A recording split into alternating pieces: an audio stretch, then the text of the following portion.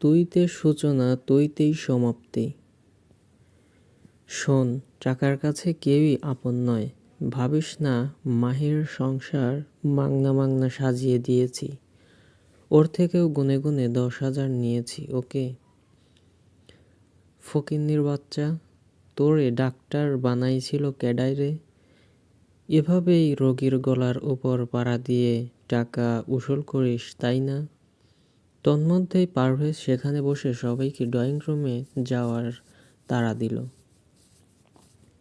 মাহির pizza এনেছে, সবাই মিলে একসাথে খাবে। পিউ আর রোজির সাথে মীরাও বেরিয়ে যেতে নিলে পারভেজ আচমকা পেছন থেকে মীরার হাত টেনে ধরল। মীরা ভ্রু কুঁচকে তাকিয়ে বলল, কি সমস্যা? পারভেজ কোনো উত্তর দিল না। এক ঝটকায় মীরাকে নিজের কাছে টেনে নিয়ে নিবিড়ভাবে জড়িয়ে ধরল। কানের লতিতে উষ্ণ পরশ দিয়ে ফিসফিস করে বলল, এত পালাই পালাই করিস কেন? ছাড় তো, ভীমরতি দেখার সময় নেই আমার। পারভেজ ছাড়ল না, বরং হাতের বাঁধন আর একটু দৃঢ় হলো ওর। মীরা, চল না, আমরাও বিয়েটা করে ফেলি। দেখ, রোজির মা মানছে না মাহিরকে, তাতে কি ওরা আলাদা হয়ে গেল?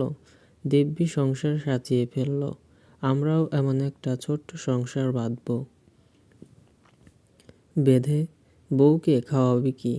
মাহির তাও একটা চাকরি করে, পরিবার ছাড়াও ওই ওর বউকে খাওয়াতে পরাতে পারবে। তুই কি করিস? চিন্তা করিস না, তোর টাকার লোভ করব না, কিছু একটা আমিও করব। তুই শুধু একবার আমার হাতটা ধর, আমি পুরো তোকেই আগলে রাখব। পারভেজ, বাচ্চামো করিস না, এমন কিছু সম্ভব হলে অনেক আগেই হতো। হ্যাঁ, আমি তো শুধু বাচ্চামোই করি, ফিডার খাই আর তোমার লাগি পাগলামি করি। এদিকে দেবদাস শরীরে যে জং ধইরা যাইতাছে তা তোমার চোখে পড়ে না? ছি, এসব কেমন ভাষা? তোর যদি এতই প্রয়োজন তাহলে বিয়ে কর তুই। আমি কি আমার জন্য দেবদাস হয়ে বসে থাকতে বলেছি তোকে? চল বিয়ে করব। কথাটি বলেই আচমকা পারভেজ মীরার হাত ধরে টানতে লাগলো। মীরা ব্যস্ত হয়ে পারভেজের হাত ছুটানোর চেষ্টা করতে লাগলো। আরে কি করছিস? কিসের বিয়ে? পারভেজ ছাড়। পারভেজ মীরার কথা পাত্তা না দিয়ে টেনে বাহিরে নিয়ে এলো। সবাই খাওয়া বাদ দিয়ে অবাক হয়ে তাদের দিকে তাকিয়ে আছে। পারভেজ বলল, আমরা বিয়ে করব আজকে, ব্যবস্থা কর সব। সাজু বলল, কি বলছিস সত্যি মীরা? আরে না, ওর মাথা ঠিক নেই, বাদ দে। আমার মাথা ঠিক আছে, আজকে এই মুহূর্তে বিয়ে হবে আমাদের। পারভেজের অযাচিত জেদের কারণে মীরা এবার রেগে গেল খুব। কর্কশ কণ্ঠে বলে উঠল, অনেক হয়েছে, আজাইরা পাগলামি বন্ধ কর। বিয়ে কি মামার বাড়ির আবদার যে বললেই হয়ে গেল? আর আমি বললাম তো, তোর যদি এতই প্রয়োজন হয় তাহলে অন্য কাউকে বিয়ে করে নিতে পারিস, আমার কোনো আপত্তি নেই। এই পর্যায়ে সবাইকে অবাক করে দিয়ে পারভেজ মীরার চোয়াল চেপে ধরে কটমটিয়ে বলল, আমি অন্য কাউকে বিয়ে করলে তোর কিছু যায় আসে না তো?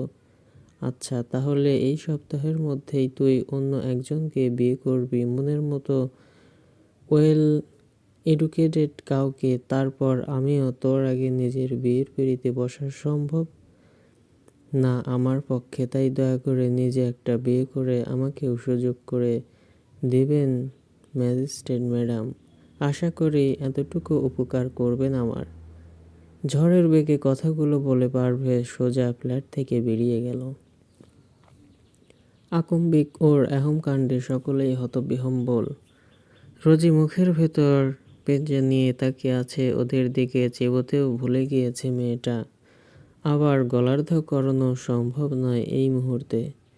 মীরা ধপ করে সোফার উপর বসে পড়ল, নিঃশ্বাসের গতি তীব্র। পিওর কাছে এসে পিঠে হাত বুলিয়ে দিয়ে বলল, আরে মীরা, প্যারা নিস না, পারভেজ রাগের মাথায় এসব বলেছে, তুই তো জানিস ওর রাগ কেমন। মীরা কিছু বলল না, কেবল কিছুক্ষণ একইভাবে বসে থেকে এবার উঠে দাঁড়ালো। বলল, আহির, আসছি আমি। রোজই থাকো আপু, আবার আসবো, আর তুমিও এসো আমার ওখানে। রোজি জায়গা থেকে উঠে এসে মীরাকে জড়িয়ে ধরল। তোমাকে মিস করবো আপু। মীরা ওকে পাল্টা জড়িয়ে ধরে বলল, আমিও করব। পারভেজ ভাইয়ার কথাতে মন খারাপ করে থেকো না কেমন। এখান থেকে গিয়ে ভাইয়াকে একটা কল দিবে, তাহলেই দেখবে ভাইয়ার রাগ ভেঙে গেছে। মীরা মুচকি হেসে রোজির গাল টেনে দিল। মীরার সাথে পিউ, মুক্তাদির, সাজু ওরাও চলে গেল। রোজির মলিন মুখ দেখে মাহির ওকে নিজের পাশে বসিয়ে দিয়ে বলল, মন খারাপ আমার রোজের? কালকে মীরা আপু আমাকে তাদের গল্প শুনিয়েছিল জানেন। পারভেজ ভাইয়া যেমন মীরা আপুকে ভালোবাসে, আপুও ভীষণ ভালোবাসে, কিন্তু চাইলেও তা প্রকাশ করতে পারে না আপু। আজকে আপু ভাইয়ার কথায় খুব কষ্ট পেয়েছে। বোকা মেয়ে, ওদের ঝগড়া তুই সিরিয়াসলি নিচ্ছিস? দিনের ভেতর কম করে 2-3 বার তো হবেই ওরা এভাবে ঝগড়া করে। 10 মিনিট পর আবার ঠিক হয়ে যায়। তাই ওদেরকে সিরিয়াসলি নেওয়ার কারণ নেই। আচ্ছা, নিলাম না। মাহির এবার রোজির বাম গালে টুক করে একটা চুমু এঁকে বলল, বাড়ি পছন্দ হয়েছে মিসেস মেহেরিমা মাহির? রোজি চকিতে গোল গোল চোখ করে তাকালো মাহিরের দিকে। হ্যাঁ, কি বললেন? বললাম বাড়ি পছন্দ হয়েছে। না, তার পরের অংশটা। ও, বলেছি মিসেস মেহেরিমা মাহির। কেন? শুনতে কি খুব খারাপ লেগেছে? রোজির দুপাশে ঘন ঘন কয়েকবার মাথা নাড়িয়ে বলল, একদম খারাপ লাগেনি, তবে একেবারে অন্যরকম একটা ডাক। তাহলে মাঝে মাঝে এভাবে ডাকবো? রোজি মাথা কাত করে সায় দিল, ঠিক আছে। মাহির এবার রোজিকে বুকে আগলে নিয়ে বলল, এই নামের অর্থ জানিস?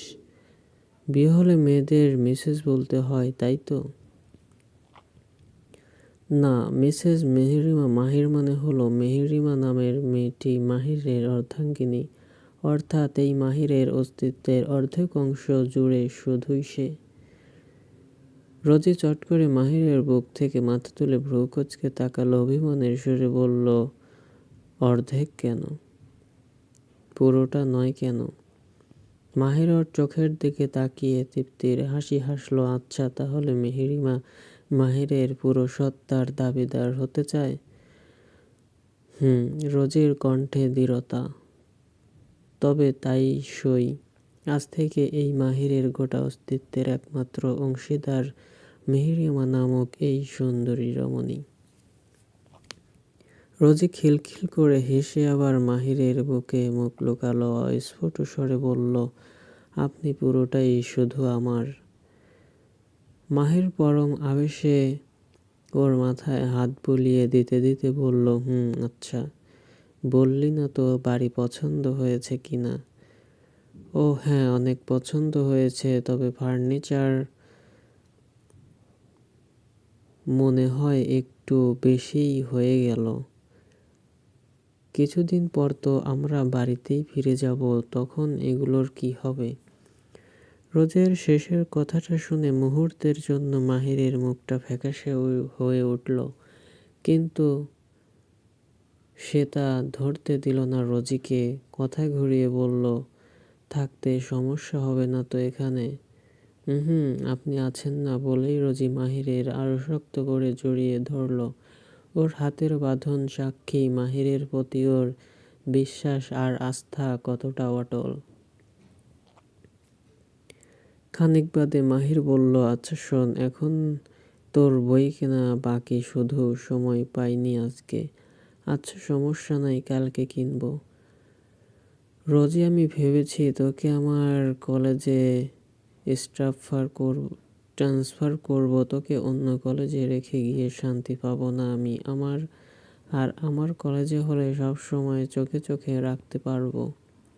কিন্তু মাহির ভাই, আমাদের তো রেজিস্ট্রেশন হয়ে গিয়েছে, তাতে কি শিক্ষা বোর্ড চেঞ্জ করে নিব? ঝামেলা হবে না? সেটা আমি দেখে নেব, তুই আসতে চাস কিনা তাই বল। আচ্ছা, সমস্যা নেই, মৃদু হেসে বলল রোজি। মাহির বুঝল রোজির মনের কথা, নরম করে বলল, তোর কি রাইসার জন্য মন খারাপ হচ্ছে? একটু একটু। ওই আমার জীবনের প্রথম ফ্রেন্ড। মাহির হেসে রোজির মাথায় হাত বুলিয়ে দিয়ে বলল, পাগলি, রাজশাহীতেই তো থাকছিস, প্রতিদিন দেখা করতে পারবি। এছাড়া রাইসা চাইলে আমি ওকে ট্রান্সফার করে আনবো। রোজি মাথা নেড়ে বলল, রাইসা আসবে না মাহির ভাই, ওর বয়ফ্রেন্ড আমাদের কলেজেই পড়ে, ওর জন্যই রাইসা রাজশাহীতে ভর্তি হয়েছে। থাক, সমস্যা নেই, ফোনে কথা বলবো আমরা, আর মাঝে মাঝে দেখা করব, তাহলেই হবে। মাহির আলতো করে রোজির কপালে ঠোঁট ছুঁয়ে দিল। এইটুকু বয়সেই কত বুঝদার মেয়েটা, কোনো জেদ নেই, সকল পরিস্থিতিতেই কোনো দ্বিধা ছাড়াই খুব সুন্দর করে মেনে নেয়। এমন মেয়ে বউ হলে সংসার সুখ একেবারে দৌড়ে দৌড়ে আসতে বাধ্য। এমন জীবন সঙ্গিনীর সঙ্গ পেলে পুরুষদের এক জীবন এমনিতেই সার্থক। গর্বে বুক ভরে উঠল মাহিরের। আল্লাহর নিকট কয়েকবার শুকরিয়া আদায় করে নিল মনে মনে। রোজি আবার ফট করে মাথা তুলে বলল, মাহির ভাই, আব্বুকে একটা কল দিন তো, কথা বলবো। রোজির কথাতে মাহিরের মনে পড়ল দুপুরের দিকে লুৎফর রহমান কল দিয়েছিলেন। মাহির তখন এতটাই ব্যস্ত ছিল যে ভালো করে কথাটাও বলতে পারেনি। এবার সে ফোনটা বের করে রোজির হাতে দিল। কল দে চাচাকে, আমি আসছি একটু, বলেই মাহির উঠে ওয়াশরুমের দিকে যেতে নিল।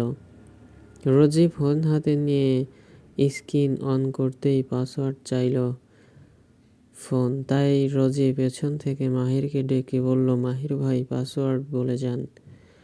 মাহির আবার ফিরে এলো রোজির সামনে, শটাং হয়ে দাঁড়িয়ে থমথমে গলায় প্রশ্ন করল, আমার ফোনের পাসওয়ার্ড জানিস না তুই? না। জীবনে জানলিটা কি তাহলে? মাহিরের কণ্ঠে মৃদু কর্কশতার রেশ ঝরল যেন। রোজিও রাগ হলো এবার। মাহিরের পাসওয়ার্ড সে জানবে কি করে? মাহির বলেছে কখনো, আবার ওকেই দোষ দিচ্ছে। রোজিও এবার মেকি সুরে বলল, আমি কিভাবে জানবো? আপনি কি বলেছেন কখনো আমাকে? রোজিকে রাখতে দেখে মাহির তৎক্ষণাৎ সুর নরম করল। মাহির, কথায় আছে, বউ রেগে গেলে নিজেকে নরম রাখতে হয়। আমি জানি তোর জানা, তাই আলাদা করে বলিনি। আচ্ছা বাদ দে, পাসওয়ার্ড হলো 7টা 1। এটা কেমন পাসওয়ার্ড? তোর আমাদের জীবনের পাসওয়ার্ড এটা রহস্যময়। একটা হাসি দিয়ে চলে গেল মাহির। মাহিরের কথা রোজের মাথার ওপর দিয়ে গেল, কিন্তু সে আর পাল্টা কথা বাড়ালো না। আব্বুর সাথে কথা বলতে হবে, তাই লক খোলার জন্য কিবোর্ডে গুনে গুনে 7বার 1 চেপে ওকে করলো। রং পাসওয়ার্ড। রোজির চোখ মুখ কুঁচকে এলো বিরক্তিতে। এতগুলো 1 কি গুনে গুনে চাপা যায়? তবে দ্বিতীয়বারের বেলা সফল হলো মেয়েটা। সোজা কল লিস্টে গিয়ে কল করলো লুৎফর রহমানকে। লুৎফর রহমান রিসিভ করে বলে উঠলেন, হ্যাঁ মাহির, বলো আব্বু। আব্বু, আমি রোজি। আসসালামু আলাইকুম। ওয়ালাইকুম আসসালাম। আম্মু, কেমন আছো মা? আলহামদুলিল্লাহ ভালো, তুমি? আলহামদুলিল্লাহ মা, আমিও ভালো ভালো আছি। আব্বু, আমরা নতুন বাসায় উঠেছি, তুমি কালকে দেখতে এসো। রোজির কণ্ঠের উত্তেজনাই বলে দিচ্ছে মেয়েটা ভীষণ খুশি। লুৎফর রহমানের হৃদয়ে শান্তির শীতল হাওয়া বয়ে গেল। আচ্ছা আম্মু, সময় করে যাব। খাওয়া দাওয়া করেছো? সন্ধ্যায় পিৎজা খেয়েছিলাম, আর রাতের খাবার খাইনি এখনো। আব্বু, আম্মু কেমন আছে? তোমার আম্মু ভালো আছে মা। আম্মুর রাগ কি একটুও কমেনি আব্বু? রমণীর কণ্ঠে অসহায়ত্ব ফুটে উঠল। লুৎফর রহমান ফিকে হাসার চেষ্টা করে বলল, কমেছে আম্মু, অনেক কমে গিয়েছে। তুমি এসব নিয়ে চিন্তা করো না কেমন? ওখানে থাকতে খারাপ লাগলে আব্বুকে শুধু একবার জানাবে। তন্মধ্যেই মাহির এসে বসলো রোজির পাশে। মাহিরকে দেখে রোজি বলল, আব্বু, মাহির ভাইয়ের সাথে কথা বলো। তারপর নিজেই ফোনটা মাহিরের কানে ধরল। মাহিরও দু একটা ভালোমন্দ কথা বলা শেষে সংযোগ বিচ্ছিন্ন করলো। রোজি মাহিরের কান থেকে ফোন নামিয়ে বলল, ভাইয়ার সাথে কথা হয়েছে? সন্ধ্যায় কথা হয়েছে আসিফের সাথে। তুই বলবি? না থাক, কালকে বলবো। এবার রোজি মাহিরের ফোনের গ্যালারিতে ঢুকে গেল। পুরো গ্যালারি জুড়ে রোজির হাতের 4খান ছবি আর বেশ কয়েকটা পেপারের ছবি। এ ব্যতীত পুরো গ্যালারি ফাঁকা। 1 মিনিটের ব্যবধানে রোজির মুখটা ফ্যাকাশে হয়ে উঠল। সে আলগোছে গ্যালারি থেকে বেরিয়ে এসে ফোনটা মাহিরের দিকে এগিয়ে দিল। এতক্ষণ মাহির আর চোখে সবই লক্ষ্য করেছে রোজির হাত থেকে ফোনটা নিয়ে বলল, কি হলো? মুখটা এমন চুপসে গেল কেন? রোজি এবার অকপটে মনের সবটুকু অভিমান ঝেলে দিয়ে বলল, আপনার স্ক্রিনে আমার হাতের ছবি দেখে ভেবেছিলাম আপনার হয়তো গ্যালারি আমার ছবি দিয়ে ভর্তি থাকবে, কিন্তু এখানে তো একটাও ছবি নেই আমার। মাহির মুচকে হাসল। রোজির ফুলো ফুলো অভিমানী দুগালে চুমু খেয়ে বলল, কিভাবে ছবি থাকবে? তুই কি ছবি তুলেছিস? আমার তো আড়াল থেকে মেয়েদের ছবি তোলার অভ্যাস নেই। আড়াল থেকে কেন তুলতে হবে? সামনে থেকে তুললে আমি বাধা দিতাম নাকি? রাতের প্রথম প্রহরটা দুজনের গল্প আর খুনসুটির মাঝেই কেটে গেল। রাতের খাবার মাহির বাহির থেকে অর্ডার করেছিল। সেটা খেয়ে দুজন 2 ঘরে শুয়ে পড়ল। রোজিকে দুটো ঘরের মধ্যে একটি নিজের জন্য সিলেক্ট করতে বলেছিল মাহির। তুলনামূলক একটু ছোট রুমটাই বেছে নিয়েছে রোজি। বাইরে তখন নিঝুম রাত। চারপাশ জমাটবদ্ধ নিস্তব্ধতায় ডুবে আছে। জানালার ওপাশে কৃষ্ণপক্ষের অন্ধকার আরো ঘনীভূত হয়ে আছে। হঠাৎ নিস্তব্ধতা ভেঙে আকাশের বুক চিরে ভেসে এলো এক গম্ভীর ডাক। মেঘের গুড়গুড় গর্জন জানান দিচ্ছে বৃষ্টির ফোঁটায় ভিজবে জমিন। কিয়ৎক্ষণের মধ্যেই বাতাসে ভেজা মাটির সোদা গন্ধ মিশতে শুরু করলো। তার কয়েক মুহূর্ত পরেই ঝমঝমিয়ে বৃষ্টি নামলো সিমেন্টের ছাদ আর জানালার কাচের ওপর। পাতলা কমফোর্টের নিচে গভীর ঘুমে আচ্ছন্ন মাহির। সারাদিনের কঠিন পরিশ্রম আর ক্লান্তির কবলে পড়ে শোয়ার আধা ঘন্টার মধ্যেই রাজ্যের ঘুম নেমেছে চোখ জুড়ে। তারও জেগে বসেছে এসির মৃদু গুঞ্জন আর বাইরের বৃষ্টির শব্দের মিশেলে আরামদায়ক পরিবেশের কারণে। তবে হঠাৎ বজ্রপাতের নিকট আওয়াজে মাহিরের কাঁচা ঘুমটা আগলা হয়ে এলো ওর। এক প্রকার অস্বস্তি নিয়ে পাশ ফিরতেই আধা জাগ্রত মস্তিষ্কের নিউরনে খানিক টান পড়ল যেন। পায়ের কাছে যেন উষ্ণ নরম কিছুর অস্তিত্ব টের ওর সংবেদনশীল পেশি। না, কমফোর্টের উষ্ণতা নয় এটি। মস্তিষ্ক সম্পূর্ণভাবে সচল হতেই এক প্রকার ধরফরিয়ে উঠে বসল মাহির। বুকটা দুরু কাঁপছে। অন্ধকারের মাঝে হাতড়েসে বালিশের পাশ থেকে ফোনটা তুলে নিল। ফোনের ফ্ল্যাশটা জ্বালিয়ে কাপা হাতে আলো ফেলল। বিছানার শেষ প্রান্তে আলো পড়তেই মাহিরের চোখ ছানা পড়া। পায়ের কাছে ডাবল ভাঁজ করা নরম কমফোর্টারের ভেতরে গুটিসুটি মেরে শুয়ে আছে রোজি। বৃষ্টির শীতলতায় হয়তো একটু ওম খুঁজছিল মেয়েটা। মাত্র 10 বছর বয়স থেকে মেয়ের মহলের সেপারেট রুমে একা থেকে আসছে রোজি। কখনো কোনো বিষয়ে ভয় ডরের কবলে পড়তে হয়নি তাকে, কিন্তু আজকে সেই মেয়ে ভীষণ ভয় পেয়েছে। ভয় পাওয়াটা অস্বাভাবিক কিছু নয়। একেবারেই অপরিচিত জায়গা, আশেপাশের দৃশ্য কেমন তাও দেখেনি কোনোদিন। ওর ঘরটার জানালা দিয়ে তাকালে ঘুমট নিস্তব্ধ। কৃষ্ণপক্ষের অন্ধকার ব্যতীত আর কিছুই চোখে সাজে না। তার উপর প্রকৃতি আজ ভয়ঙ্কর রূপে সেজে উঠেছে। থেকে থেকে আসমানের বিকট গর্জনে কেঁপে উঠছে ধরণী, কারেন্টও নেই। সবকিছু মিলে সেখানে থাকা তার আর অসম্ভব হয়নি রোজির পক্ষে। মাঝরাতেই অন্ধকারের বুক চিরে চলে এসেছে মাহিরের ঘরে। কোনো রকম বিছানাটা খুঁজে নিয়ে সেখানে পেয়েছে, গুটি-সুটি মেরে শুয়ে পড়েছে এবং মাহিরের কমফোর্টের উষ্ণতায় কিছুক্ষণের মধ্যেই গভীর ঘুমে তলিয়ে গিয়েছে মেয়েটা। ফ্ল্যাশ লাইটের তীব্র আলো চোখে পড়তেই চোখের পাতা আর ঠোঁট দুটো কিঞ্চিৎ কেঁপে উঠল রমণীর। তবে তার গভীর ঘুমে কোনো ব্যাঘাত ঘটল না। রোজির শুয়ে থাকার ভঙ্গি দেখে মাহিরের মুখে অস্ফুট এক চিলতে হাসি ফুটে উঠল। চার হাত পা গুটিয়ে একপাশে সামান্য একটু জায়গা নিয়ে গুটিসুটি মেরে শুয়ে আছে মেয়েটা। এভাবে তো সে অনায়াসেই মাহিরের প্রশস্ত বুকের মাঝে হারিয়ে যেতে পারত। অথচ এই অদ্ভুত রমণী মাহিরের আদুরে আশ্রয়ের মায়া ছেড়ে পায়ের নিচে গিয়ে আশ্রয় খুঁজে নিয়েছে। চরম অপরাধ করেছে রমণী। গল্পটি কেমন লাগলো অবশ্যই কমেন্ট করে জানাবেন এবং ভুল ত্রুটি হলে ক্ষমার দৃষ্টিতে দেখবেন। আপনারা চাইলে বড় পর্ব দেওয়ার চেষ্টা করব। নূর নিবেদন গল্পের দ্বিতীয় অংশ আজকে রাতে পাবেন। এতক্ষণ সাথে থাকার জন্য ধন্যবাদ সবাইকে।